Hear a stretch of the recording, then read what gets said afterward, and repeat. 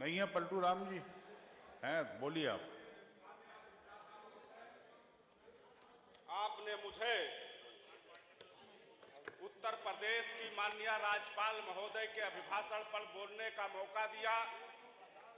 मैं इसके लिए अपने तरफ से और अपने क्षेत्र की जनता के तरफ से आपका बहुत बहुत हार्दिक धन्यवाद ज्ञापित करता हूं।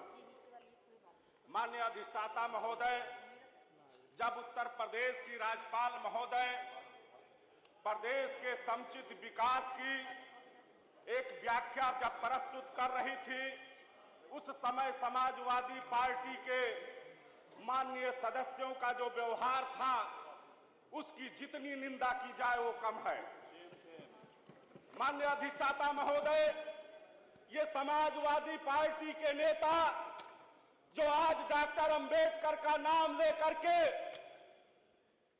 देश और प्रदेश के अनुसूचित जात के लोगों को भ्रमित करने का काम करते हैं, मैं उनसे पूछना चाहता हूं कि आज दलित समाज के लोग भारत के सर्वोच्च राष्ट्रपति की कुर्सी पर आसीन हो चुके हैं। दलित समाज, अनुसूचित जनजाति की महिला द्रौपदी मुर्मू आज देश के राष्ट्रपति की कुर्सी पर बैठी हुई है। और जब चुनाव होता है तो ये चयन करते हैं सिन्हा साहब का और सदन में चर्चा करते हैं जनजात और अनुसूचित जात के उत्थान की। ये दोहरी राजनीति चलने वाली नहीं है। ये वही लोग हैं जिन्होंने देश के बंटवारे के समय मुस्लिम लीग पार्टी में ज्वाइन करा करके उस दलित नेता जोगेंद्रनाथ मंडल को पाकिस्तान की धरती पर उन्हीं के सामने अपने समाज के लोगों के बहन बेटियों के इज्जत आबरू को देखने का वो कुछ चेहरा भी उन्होंने देखा था। हम डॉक्टर अंबेडकर के अनुयायी हैं जिन्होंने कहा था कि पॉलिटिकल पावर इज मास्टर की। हम राजनीतिक ताकत को हासिल करके देश के यशस्वी प्रधानमंत्री जो पिछड़े समाज से पैदा हुए हैं, आज उसके नेतृत्व में देश का समुचित विकास हो रहा है।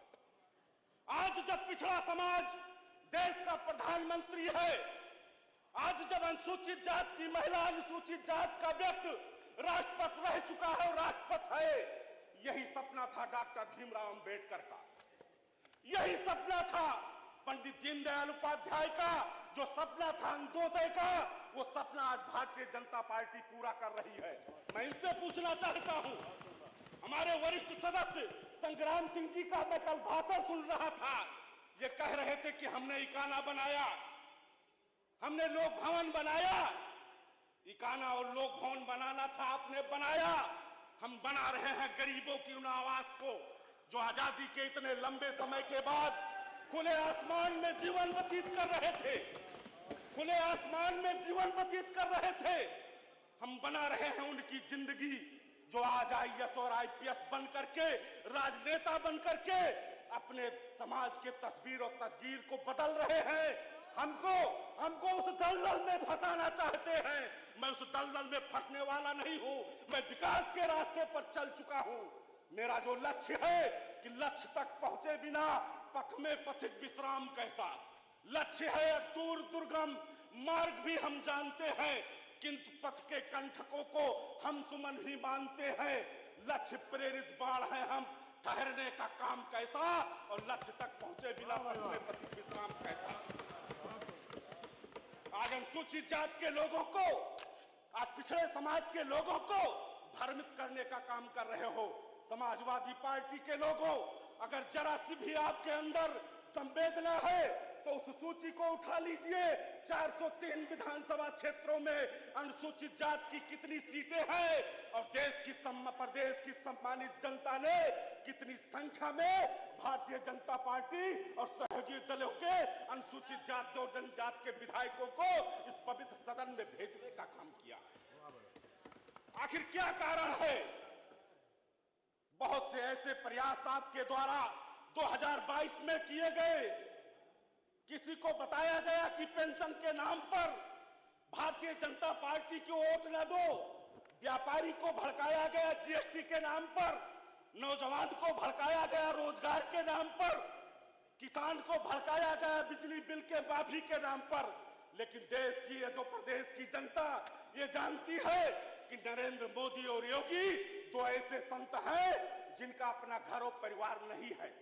घर और परिवार अगर है तो इस देश और प्रदेश की अनुसूचित जात, जनजात, पिछड़े समाज और सर्व समाज में पैदा हुए लोगों के लिए है। इसलिए आज जो लोगों ने इस सदन का बहिर्गमन किया पिछड़ों के नाम पर, वो पिछड़ों के नाम पर नहीं, एक परिवार को फायदा दिलाने के नाम पर हो रहा है। एक परिवार को फायदा दिलाने के नाम पर हो रहा है।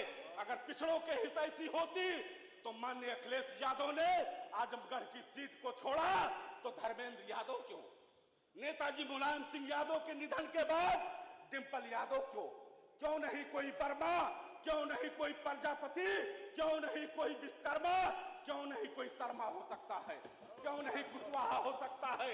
इसलिए मैं आज समाजवादी पार्टी के लोगों से कहना चाहता हूं कि हमें वो भी दिन याद है, 2 जून 1995 की वो घटना याद है जब आपने एक दलित की बेटी जब मुख्यमंत्री पद के लिए आगे बढ़ रही थी तो आपने उसकी जान लेकर के राजनीति को समाप्त करने का निर्णय लिया था।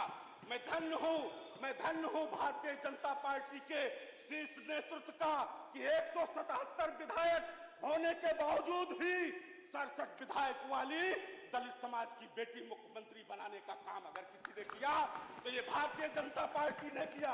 कहा गया था आपका दलित का प्रेम, कहा गया था आपका पिछड़े का प्रेम।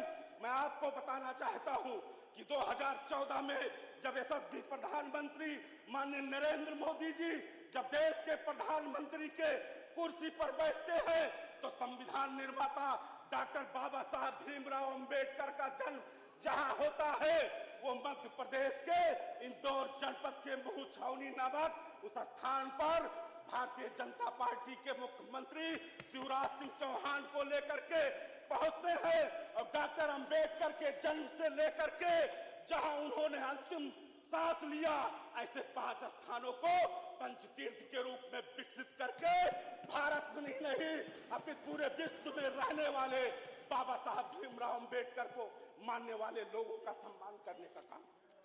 जहां तक सवाल पिछड़े समाज का है, देश के आजादी के बाद सरदार वल्लभ भाई पटेल को देश का पहला प्रधानमंत्री बनना था। मैं उस पचड़े में नहीं जाना चाहता हूं कि क्यों नहीं बने, लेकिन सरदार वल्लभ भाई पटेल जिनको लौह पुरुष की संज्ञा दी गई थी, उस लौह पुरुष के स्मृति में गुजरात की पावन धरती पर विश्व की सबसे बड़ी इमारत स्टैचू ऑफ यूनिटी का निर्माण करके नरेंद्र मोदी जी ने पूरे देश नहीं पूरे विश्व में पिछड़ों का सम्मान करने का काम किया। इसलिए आज राज्यपाल महोदय द्वारा जो अभिभाषण दिया गया, आज यह प्रदेश उस रास्ते पर चल चुका है जिसका सपना पंडित दीनदयाल उपाध्याय, डॉक्टर बाबा साहब भीमराव अंबेडकर और छत्रपति साहू जी महाराज ने देखा था।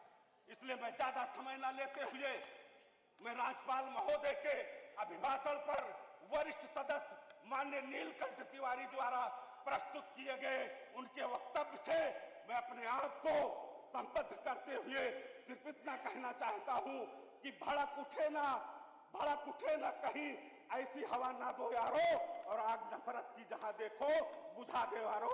इन्हीं शब्दों के साथ आपका बहुत बहुत धन्यवाद। जय हिंद, जय भारत, वंदे मातरम, जय भीम, जय भारत। माननीय सदस्य डॉक्टर रश्मि आर्य।